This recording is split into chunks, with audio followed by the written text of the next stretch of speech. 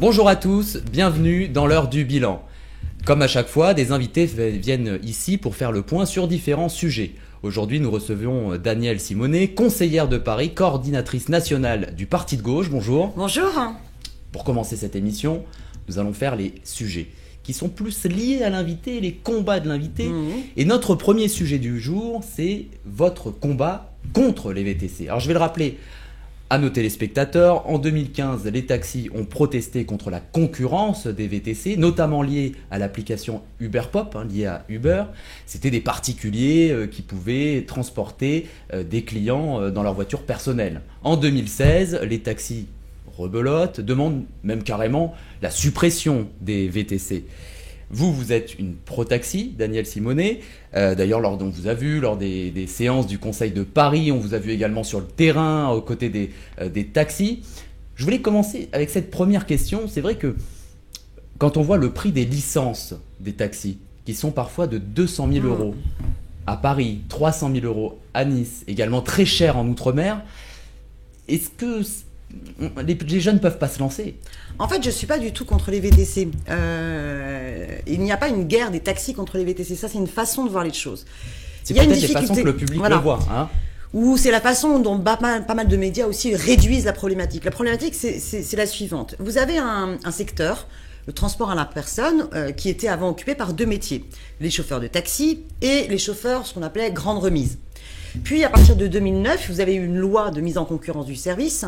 Et à partir de plutôt 2012, un certain nombre de grandes plateformes, type Uber, mais vous en avez d'autres, chauffeurs privés, qui sont venus et qui prétendent qu'ils mettent simplement en relation des personnes et des travailleurs qui font finalement l'équivalent du métier de taxi, mais avec pas du tout la même réglementation.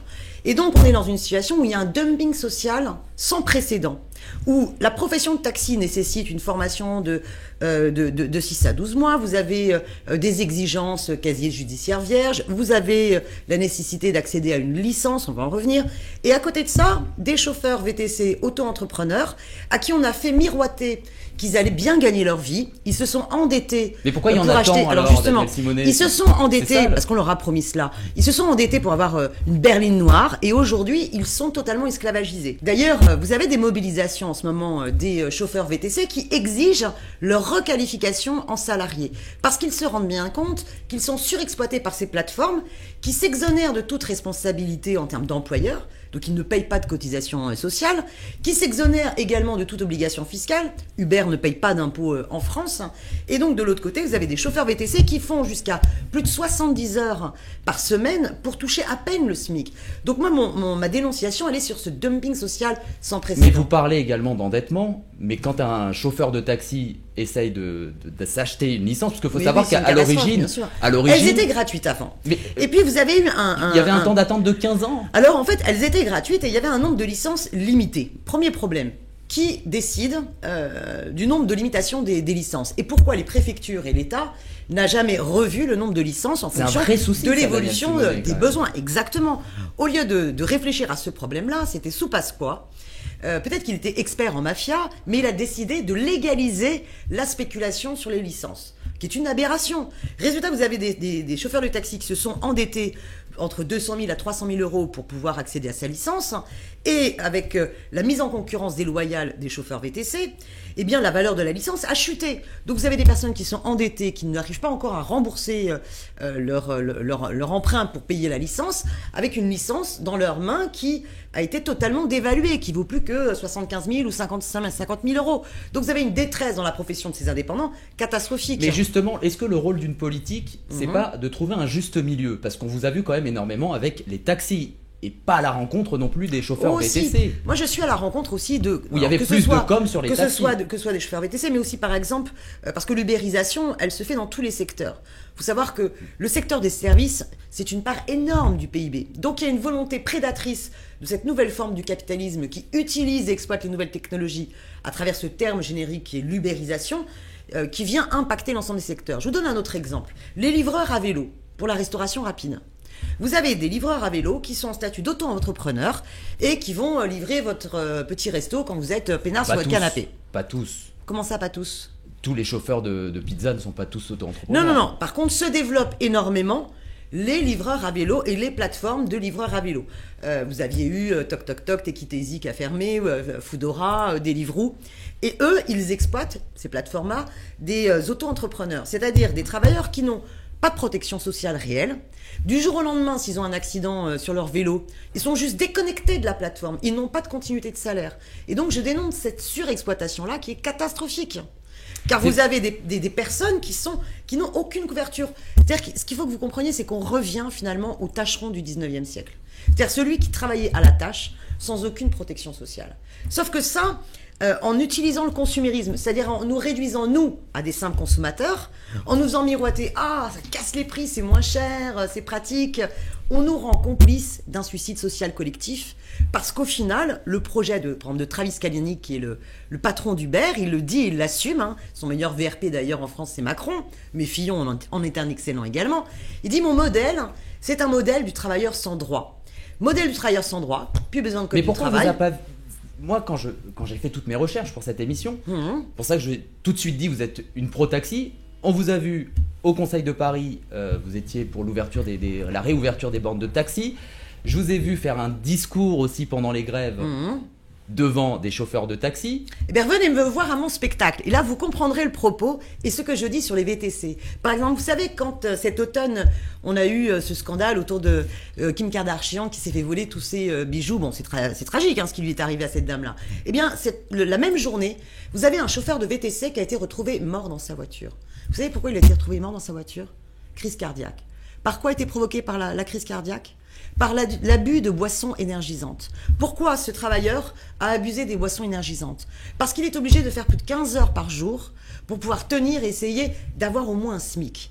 C'est-à-dire qu'on le met dans une telle situation de dumping social qu'il en est capable de mettre sa vie en danger. Et donc voilà ce que je dénonce. Aujourd'hui, il faudrait revenir à 2 métiers. Taxi, grande remise, et permettre à l'ensemble des VTC de pouvoir accéder à la formation pour pouvoir devenir chauffeur de taxi et revenir sur cette licence, qu'elle soit cessible gratuitement. C'est un vrai souci. Et avec du coup un fonds d'indemnisation pour ceux qui ont été obligés de s'endetter à plus de 200 000 euros et leur valeur s'est totalement écroulée. Mais il faut prendre conscience qu'on n'est pas en train de créer des emplois à travers le développement de ces plateformes. On est en train de remplacer des emplois, soit d'artisans, soit de salariés en CDI, par des emplois précaires du 19e siècle. On va passer au deuxième sujet, le travail le dimanche. Avec la loi Macron qui a un peu modifié les démarches juridiques nécessaires aux dérogations du repos dominical, c'est vrai qu'il y a désormais 3 catégories de zones où les employeurs peuvent travailler le dimanche, mais aussi les salariés consentants, et ça c'est important, les zones commerciales, les zones touristiques, on parle, vous verrez. Les zones touristiques internationales. Mais que répondez-vous aux salariés qui souhaitent travailler le dimanche? Battez-vous pour augmenter vos salaires. Battez-vous pour augmenter vos salaires d'abord, parce que je suis persuadée que vous voulez pas travailler. Mais si on interdit le travail le dimanche, posez la question à ces salariés, est-ce que vous préférez avoir une augmentation de salaire ou bien bousiller votre repos dominical? Le dimanche est payé plus. Aujourd'hui, dans certaines boîtes, mais pas dans toutes. Ce qu'il faut comprendre, c'est qu'il y a eu plus d'un siècle de lutte sociale dans ce pays pour garantir l'harmonisation des temps sociaux. Et quand vous discutez avec les personnes qui sont par ailleurs dans des professions où on est obligé de travailler le dimanche, il y en a beaucoup déjà. Vous avez la police, vous avez l'hôtellerie-restauration, vous avez les hôpitaux. 44% des serveurs. Énormément de 48 domaines. Des employés de Il y a d'ailleurs boulangerie. une grande majorité de femmes qui sont obligées de travailler le dimanche parmi ces salariés. Et quand vous discutez avec elles, moi je suis frappée par ces témoignages. Elles vous expliquent à quel point elles ont plus de vie privée. Le samedi soir, on ne peut pas sortir avec les amis parce que sinon le lendemain matin, on ne peut pas aller travailler. Et les célibataires sans enfants. Le dimanche, on ne peut pas tout simplement se retrouver en famille. C'est une dégradation de la qualité de vie. Alors il y a déjà tellement de secteurs où c'est obligé de travailler le dimanche. Eh bien, n'essayons pas de l'élargir et de l'étendre à tous les secteurs. Et surtout sur la question du commerce. Comprenons que l'ouverture des commerces le dimanche n'augmente pas le pouvoir d'achat des gens.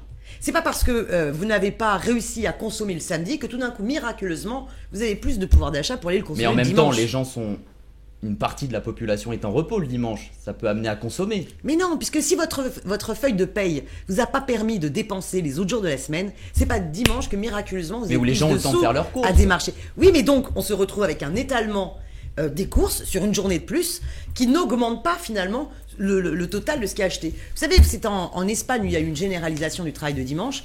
Ils se sont rendus compte que ça n'a pas créé plus de croissance dans ce secteur-là, parce que finalement, en ouvrant une journée supplémentaire à l'ensemble des commerces, on augmentait les dépenses en capital fixe, c'est-à-dire la sécurité, le nettoyage, l'éclairage, par exemple, des magasins, et que finalement, il n'y avait pas eu plus d'achats sur 7 jours qu'il n'y en avait sur 6. Et que finalement, c'était économiquement absolument pas rentable. Mais vous dites cette quand affaire. même, Daniel Simonet, aux personnes qui souhaitent travailler le dimanche, parce que certains ont le souhait. C'est sacré pour vous le dimanche, c'est le repos, c'est les amis. Vous avez même fait une vidéo où on voit demander à Anne Hidalgo oui, où je suis dans mon lit, dans j'assume. votre lit, Je suis dans mon lit. faire je une dis, grasse mat. le dimanche matin, ce qui est agréable, c'est de faire la grasse matinée. Mais ceux qui n'ont Ne pas envie de faire la bousillez pas grasse vie mat, des gens. Daniel Simonet, qui ont envie Deux, d'aller travailler. Eh bien, je vous le dis encore une fois, ceux qui n'ont pas envie de faire la grasse mat, d'abord, ils sont extrêmement rares. Et bien souvent, si vous leur proposez de gagner plus sans avoir à bousiller leur dimanche, eh bien, ils en seraient ravis. Et par contre, comprenons également qu'on a un intérêt général humain suprême. C'est l'intérêt écologique. Et qu'il faut arrêter cette course effrénée au consumérisme à vouloir à chaque fois consommer plus, n'importe quoi, n'importe comment. Et que cette bataille-là, en plus, elle va à l'encontre de la diversité des petits commerces en centre-ville, parce que c'est les grandes enseignes qui vont bien s'en sortir.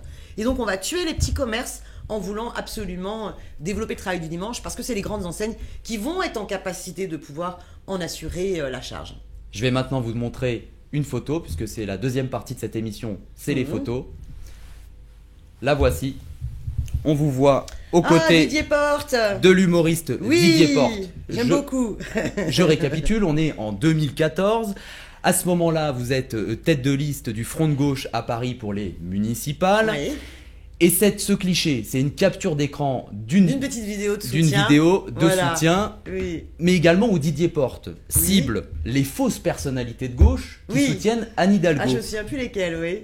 Alors, on avait Jeanne Moreau, on avait Oui. Charles Berling ou encore Enrico Macias. Oui. Mais cette frontière un peu entre les politiques et les humoristes, il n'y en a plus alors. Alors, c'est un ça peu dépend. particulier. Ça dépend, vous avez plusieurs types d'humoristes. Vous avez les humoristes qui utilisent leur humour pour amener à réfléchir et pour ramener du sens. Et puis, vous avez les fous du roi qui sont juste là pour divertir.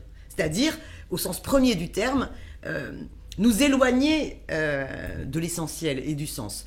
Moi, je sais pas vous, mais moi, quand j'étais jeune, j'étais passionnée de politique et en même temps, j'étais beaucoup plus intéressée à écouter un Guy Bedos, par exemple, qui me passionnait. Parce qu'il me faisait rire. C'est les mêmes opinions. Et il parlait de politique, alors que quand j'étais devant un débat télévisuel, politique sérieux, j'étais vite larguée. Mais on peut pas avoir l'impression, finalement, les politiques, c'est du spectacle, alors. Alors, c'est ça qui est intéressant. On est dans une société du spectacle. Hein. C'était Guy Debord dans les années 70 qui a fait énormément d'ouvrages là-dessus. Vous avez tout un courant qui a beaucoup travaillé là-dessus, où on montre qu'on est dans une société du spectacle et où l'idéologie dominante, pour qu'on ne pense pas à modifier le réel, nous divertit sans arrêt par une tout-pipolisation. Et on voit comment la politique se pipolise. Regardez, Macron nous parle peu de son programme et on verra à chaque fois la photo de sa femme dans Paris Match, je ne sais quoi. Ce que moi j'essaye de faire, c'est d'inverser la donne et de dire je fais un spectacle politique pour au contraire ramener à l'essentiel. Et d'ailleurs, vous voulez pas appeler ça One Woman Show, mais plutôt une conférence gesticulée. C'est pour pas qu'on vous mette dans les... J'accepte les deux termes.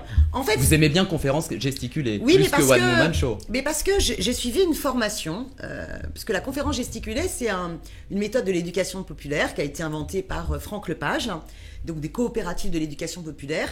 Et vous avez donc toute une formation en amont qui fait que dans une dynamique de groupe, vous allez être amené à réfléchir à l'ensemble des anecdotes et de votre vie aussi personnelle qui permettent d'éclairer et par l'humour et l'émotion amener un savoir froid, une réflexion et une réflexion critique sur notre société. Donc pour vous, il n'y a plus de frontière entre politique et humoriste, si je comprends bien, Daniel Simonet. Mais vous savez, l'humour peut être une sacrée arme de contestation de la société. Vous avez des grands artistes qui ont été capables, par leur humour, par leur talent, par leur art, d'amener à la réflexion. Je pense que quand on a l'audace de l'humour, c'est aussi qu'on a une confiance en l'avenir, dans ce qu'on propose. Je vais vous montrer une deuxième photo. La voici. Elle montre Jean-Luc Mélenchon et l'animatrice de télévision Karine Le Marchand. Oui. Alors je le rappelle pour nos téléspectateurs, le patron du Front de gauche a participé à une émission qui s'appelle Ambition Intime, diffusée sur M6.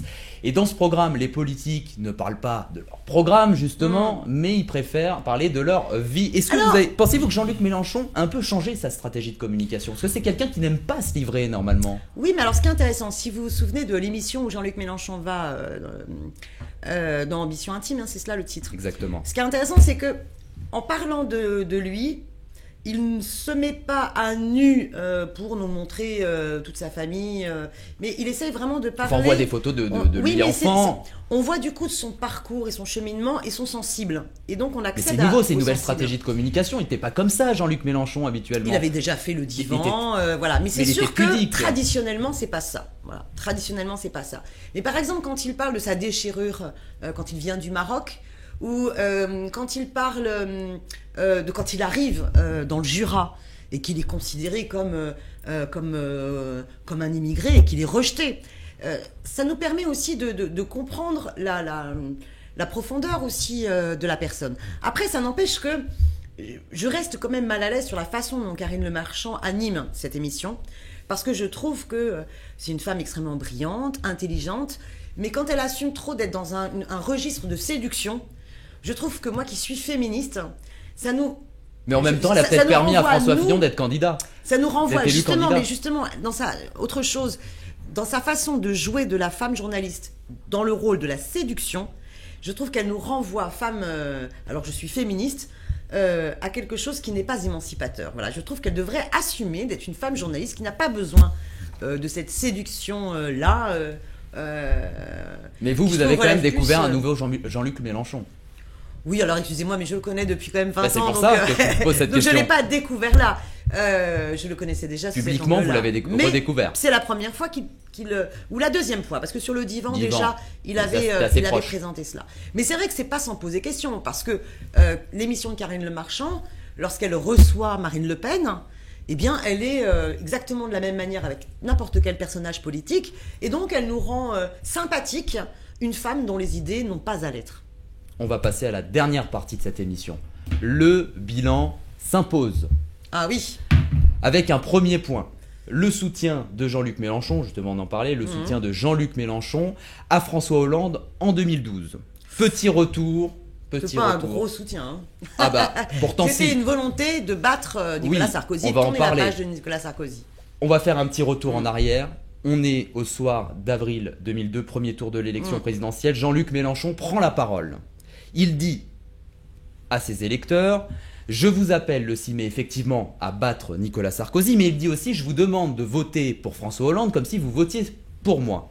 En septembre dernier, vous étiez invité d'une chaîne d'infos en continu. D'ailleurs, le front de gauche, Jean-Luc Mélenchon aussi, quand il est invité d'une émission, fait le bilan des années Hollande, le critique, vous aussi. Dernièrement, vous avez dit, avec le mandat de François Hollande, nos retraites ont été dégradées, l'accès aux soins ont été dégradés, l'école a été attaquée, la réforme territoriale a attaqué notre démocratie. Mais est-ce que ce soutien du front de gauche à François Hollande en 2012, c'est pas un boulet au pied pour le parti de gauche? Non, parce que on l'a très bien expliqué. Vous êtes responsable. En fait, on est en 2012. On est en 2012 dans une situation où il faut tourner la page de Nicolas Sarkozy. Et le soir du premier tour, eh bien, vous avez 2 bulletins de vote. Le bulletin de vote Sarkozy, le bulletin de vote François Hollande, ou bien le bulletin de vote blanc. Oui, mais en parlant de Marine Le Pen, donc, elle n'avait pas donné d'intention de vote. Oui, bien sûr, mais Marine Le Pen, c'est l'idiot utile du système. Ça n'incarne pas du tout une volonté de changement réel des politiques publiques au sens social du terme. Donc, le soir du premier tour, il fallait se débarrasser de Nicolas Sarkozy. Lorsque l'on propose d'utiliser le bulletin de vote Hollande, parce que c'est le seul qu'on avait pour se débarrasser de Nicolas Sarkozy, on dit néanmoins, dès ce soir-là, nous ne voulons pas participer à cette majorité. Nous refusons d'être dans la majorité municipale, nous refusons de majorité gouvernementale, nous refusons de participer à ce gouvernement, et dès le lendemain, nous entrerons dans l'opposition de gauche. Mais oui, mais aujourd'hui, vous critiquez le bilan de François Hollande comme vous l'aviez critiqué celui de Nicolas Sarkozy, même pratiquement aussi sévèrement. Oui, et nous estimons d'ailleurs que c'est dans la continuité. Donc pourquoi pas cette abstenue ? Parce qu'il fallait d'abord se débarrasser de Nicolas Sarkozy, de ce bilan-là, pour que le peuple reprenne confiance en lui-même pour construire une autre voie. Vous savez, le Le Parti socialiste a toujours exploité le vote utile.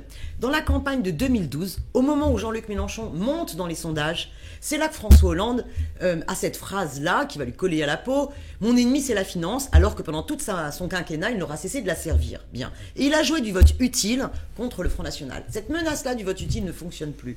Aujourd'hui, les femmes et les hommes de ce pays comprennent que le vote nécessaire, qui peut permettre d'éviter un duel Fillon-Marine Le Pen au deuxième tour des élections présidentielles, ça peut être justement le bulletin de vote Jean-Luc Mélenchon. Mais Jean-Luc Mélenchon a dit également une parole qui m'est restée. On est en janvier 2012. Il dit, je cite, « Il va falloir que le PS arrache un paquet de pages à son programme s'il veut convaincre nos électeurs. » Bah oui. Mais oui, mais après, quand même, pour battre Nicolas Sarkozy, on appelle à voter Hollande. On aurait pu s'abstenir, je reviens sur ça. Oui, et donc on aurait fait quoi alors? On se serait trouvé avec un Nicolas Sarkozy à nouveau au pouvoir? Est-ce que c'était mieux pour le pays? Non.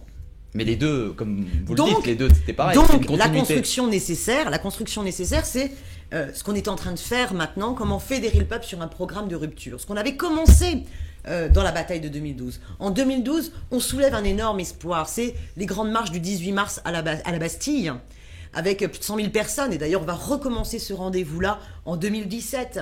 Est-ce que nous avons atteint l'objectif en 2012 ? Force est de constater que non, puisque nous n'arrivons pas à franchir le cap du deuxième tour. Bien. Donc, qu'est-ce que l'on fait de 2012 à 2017 ? Eh bien, nous faisons notre travail, où on n'a pas changé d'un millimètre. C'est-à-dire que nous avons tout le temps été dans l'opposition à la politique de ce gouvernemental, à chaque fois qu'elle allait à l'encontre de l'intérêt général. Et finalement, à part sur la question du mariage pour tous, l'ensemble du reste de la politique, c'est fait dans la continuité de la politique de Nicolas Sarkozy.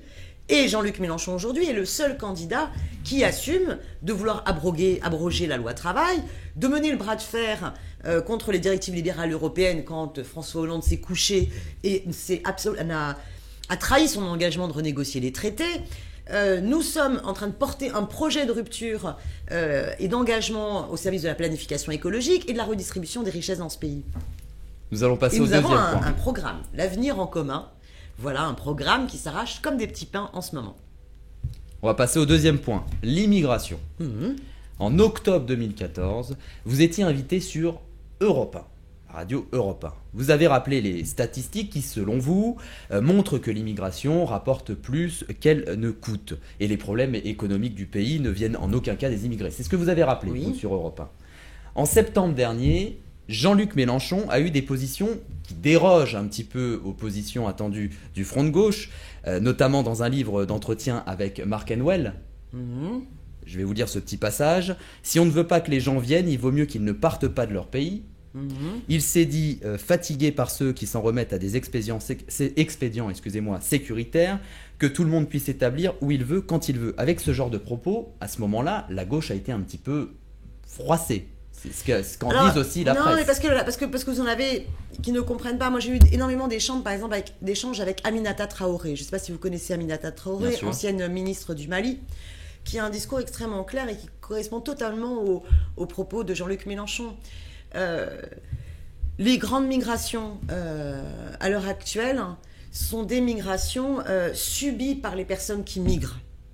Subies à cause des guerres, à cause des famines, de la misère économique. Et qui ne sont pas des fatalités. Ce n'est pas des fatalités météorologiques ce qui est en train de se passer, y compris les migrations du fait des catastrophes écologiques.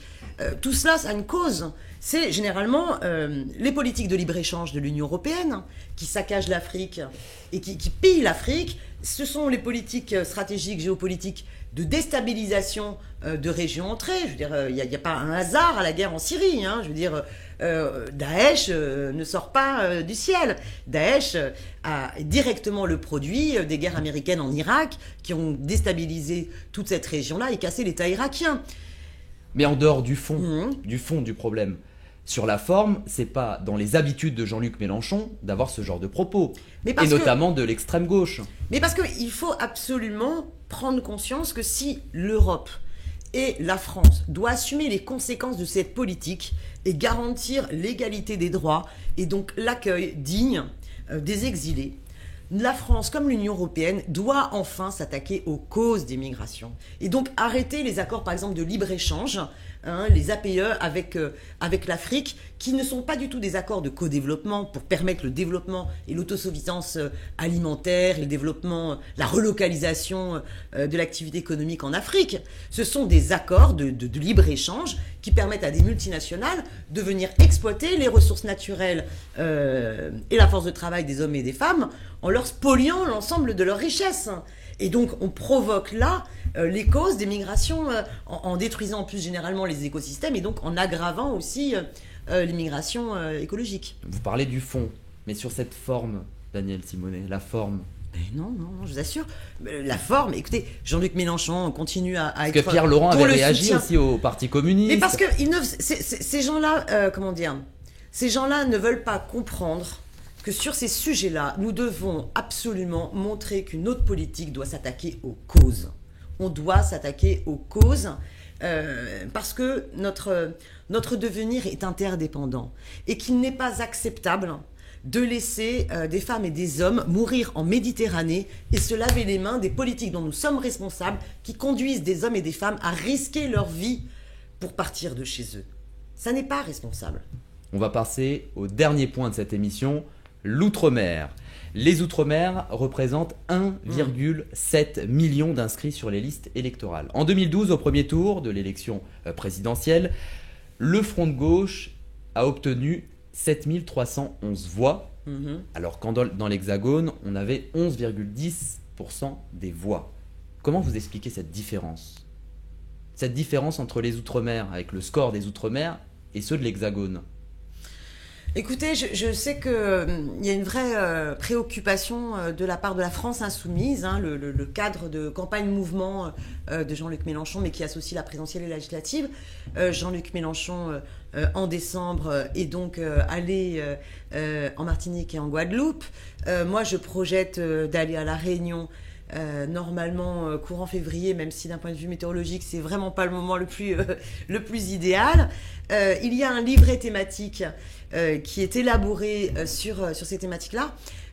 Et c'est important, et on a de plus en plus d'insoumis dans les territoires outre-mer qui s'organisent et qui justement alimentent la réflexion parce qu'il n'est pas acceptable qu'un seul territoire de la République soit oublié et abandonné. Or, qu'est-ce qu'on a ? Sur ces territoires-là, c'est là que nous avons les plus grandes inégalités entre une petite poignée qui possède et qui exploite et une pauvreté qui est bien plus grave. Même une différence de prix. Vous avez en plus une vie chère. Voilà, une vie chère énorme par rapport à l'Hexagone. Vous avez des avantages fiscaux qui sont faits aux plus riches de manière assez honteuse. Vous avez par ailleurs des problématiques écologiques énormes qui ne sont pas suffisamment prises en compte. Par contre, vous avez aussi des potentialités énormes pour la transition énergétique. Les territoires d'outre-mer, dans leur capacité à développer des nouvelles énergies renouvelables par l'investissement sur la mer, et c'est une potentialité énorme qui est totalement donc on retrouvera tous ces éléments dans le programme de Jean-Luc Mélenchon. Exactement. On reprendra note. Exactement. Toutes les propositions sur les différences de prix, sur l'écologie, sur toutes ces problématiques-là. Oui. Vous en tenez l'engagement. Mais bien sûr, j'en tiens l'engagement. Voilà. Vous avez déjà dans l'Avenir en commun tout un paragraphe qui dessine déjà ces premières pistes et qui sont pour nous extrêmement importantes. L'égalité réelle sur les Outre-mer. Les Outre-mer sont la chance de la France. Ils pourraient être des pointes avancées de la planification écologique et du progrès humain. Au lieu de se développer de manière endogène, ils sont maintenus dans la dépendance d'un système inégalitaire d'économie de comptoir et de pauvreté de masse. La République doit vivre partout et pour tous. Et vous avez 3 pages qui dessinent déjà un certain nombre de propositions. Et ce programme-là, qui est global, général, est approfondi dans des livrets thématiques. On retrouvera tout ça dans le programme de Jean-Luc Mélenchon. Merci Danielle Simonet d'avoir été avec nous. Je rappelle que vous êtes conseillère de Paris et coordinatrice nationale du Parti de gauche. Et que je joue une conférence gesticulée, Hubert les salauds et mes ovaires, qui sera jouée bientôt à La Réunion et qui est jouée dorénavant en janvier, tous les dimanches après-midi à 16h30 à République, au théâtre l'Apollo Théâtre. Merci d'avoir accepté notre invitation. Merci. Et merci à vous tous de nous avoir suivis. L'heure du bilan, c'est terminé, mais restez au rendez-vous. Un prochain invité va venir faire le point avec nous. Prenez soin de vous.